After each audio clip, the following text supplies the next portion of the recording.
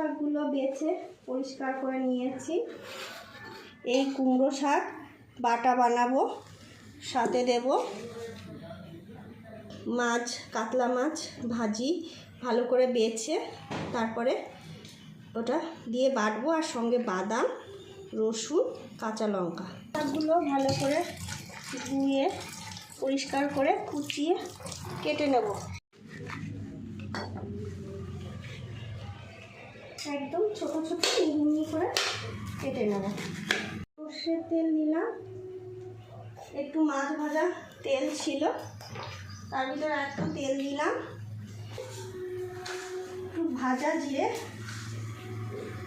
করে নেব। এই বাদামগুলো, কটা বাদাম ভেজে নেব, সঙ্গে কাঁচা লঙ্কা আর রসুন, এগুলো ভেজে তুলে নেব।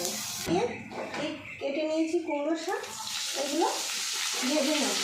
মতো নুন দিলাম আর পরিমাণ মতো হলুদ দিলাম। এবার একটু নাড়াচাড়া দিয়ে ঢেকে দিয়ে ডিমাছ করে রেখে দেবো। কাঁটাগুলো সব একটু একটু করে বের করে নেব।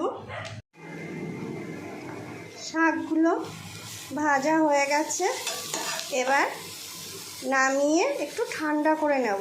শাকগুলো অনেকটা ঠান্ডা হয়ে গেছে, এবার মিক্সি জারে দিয়ে এগুলোকে বেটে নেব। শাকগুলো পুরো ঠান্ডা হয়ে গেছে, এবার ওই ভাজা জিরে সবটা দিয়ে দেব, আর ভাজা লঙ্কা, রসুন, বাদাম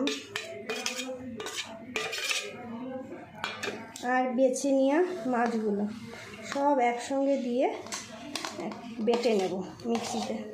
হয়ে গেছে, কি সুন্দর হচ্ছে, মিহি করে বেটেছি। এবার নামিয়ে নেব। কি সুন্দর বাটাটা হয়েছে।